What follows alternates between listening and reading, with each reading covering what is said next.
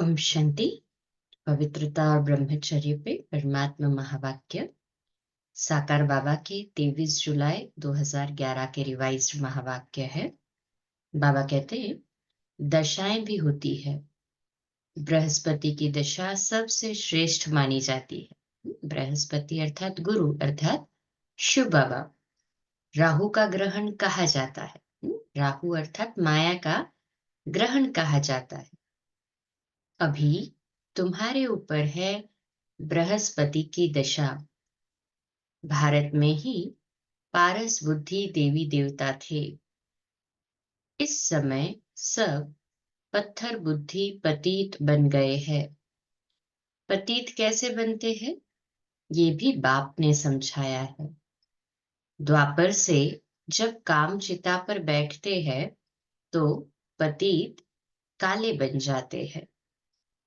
फिर 25 जुलाई 2011 के साकार रिवाइज्ड महावाक्य है। बाबा कहते, अभी तुम तो सच्चे सच्चे फॉलोअर्स हो। शिव बाबा कहते हैं, मैं आया हूं तुम सबको वापस घर जाने के लिए। बाबा हमें वापस घर ले जाने अर्थात परम धाम ले जाने आए हैं। तुम मुझे याद करो तो तुम्हारे पाप भस्म हो जाएंगे। एक ही भट्ठी है ना जहाँ पे पाप भस्म हो सकते हैं। तो बाबा कहते हैं, जितना मुझे याद करते रहेंगे उतना हमारे पाप भस्म होते जाएंगे। तुम पावन बन जाएंगे। पावन बनने बिगड़ तो फॉलो कर नहीं सकेंगे। बाप कहते हैं, मुझे फॉलो करो तो तुमको साथ ले जाऊंगा। फिर इसी मुरली में बाप कहते हैं, अभी तुमको पावन बनना है, मेरे को फॉलो करना है, तभी तुम साथ चल सकेंगे। कल्प कल्प मैं आता हूं, आकर तुमको साथ ले जाता हूं। फिर तुम सतयुग में आते हो तो बहुत सुखी रहते हो। ये लक्ष्मी नारायण स्वर्ग के मालिक थे। इनको इतना सुख देने वाला कौन? हेवेनली गॉडफादर ही कहेंगे ना। यादगार में तुम हमारी जयंती भी मनाते हो। शिव जयंती उसी की यादगार है। 21 जुलाई 2011 के साकार रिवाइज्ड महावाक्य बाबा कहते हैं, इस समय जो भी है सबकी तकदीर बिगड़ी हुई है, सिवाय तुम ब्राह्मणों के। तुम्हारी अब बिगड़ी से सुधर रही है। बाप को कहा ही जाता है तकदीर बनाने वाला। रावण राज्य में लड़ाई ही चलती है, क्योंकि विकारों की प्रवेशता है। काम विकार पर भी कितना लड़ाई झगड़ा होता है। काम महाशत्रु कहा जाता है।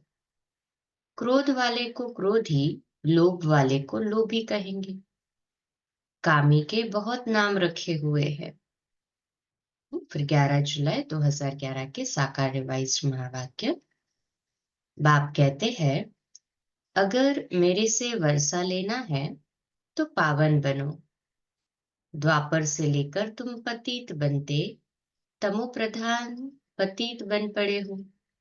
तब तो गाते हैं, पतित पावन आओ, आकर हमको पावन बनाओ।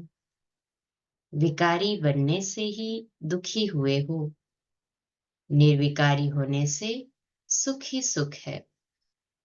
अब बाप कहते हैं, मैं आया हूं तुम बच्चों को निर्विकारी बनाने।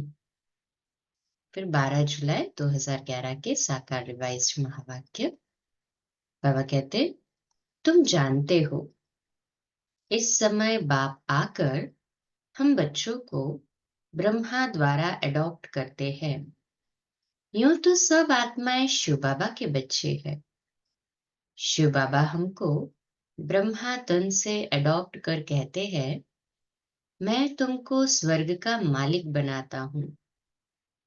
तुम्हारी आत्मा जो अभी पतित है वह न मुक्ति में और न जीवन मुक्ति धाम में जा सकती है। सभी आत्माएं एक बाप के बच्चे हैं। सबको बाप की मिल्कियत लेनी है। फिर 13 जुलाई 2011 के साकार रिवाइज्ड महावाक्य। बाबा कहते, कृष्ण प्रिंस था, राज्य लक्ष्मी नारायण का कहेंगे। कृष्ण प्रिंस की ही महिमा गाई जाती है। वह है सर्वगुण संपन्न, 16 कला संपूर्ण। अभी तुम फिर से सत्युग का राज्य भाग्य ले रहे हो। भारतवासी सत्युग में 5000 वर्ष पहले विश्व के मालिक थे। वहां कोई पार्टीशन आदि नहीं था। गाया भी जाता है, ब्रह्मा द्वारा आदि सनातन देवी देवता धर्म की स्थापना। सो अब बाप ब्रह्मा द्वारा करा रहे हैं। 11 जुलाई 2011 के साकार रिवाइज्ड महावाक्य। अब बाप कहते हैं, दे दान तो छूटे ग्रहण। कौन सा दान दो? ये 5 विकार दान में दो, अर्थात काम, क्रोध, लोभ, मोह, अहंकार। ये 5 विकार दान में दो तो ग्रहचारी छूट जाए और तुम 16 कला संपूर्ण बन जाओ। एक ही आश रखनी है कि हम शिव बाबा से अपना स्वर्ग का वर्षा लेवे। किसको भी कभी दुख नहीं देना है। एक दो पर काम कटारी चलाना सबसे बड़ा दुख देना है। इसलिए ही सन्यासी लोग स्त्री से अलग हो जाते हैं। बाप ज्ञान अमृत देते हैं, जो एक दो को पिलाओ। गाया भी जाता है, अमृत छोड़ विष काहे को खाए। 63 जन्म जो तुमने पाप किए हैं, वे याद से ही खलास होंगे। अब निर्विकारी बनना है। भल माया के तूफान आए, परंतु तुमको पतित नहीं बनना है। जब पावन थे तो निरोगी थे, फिर पतित बनने से रोगी बनते हैं। अब फिर से निरोगी बन रहे हैं।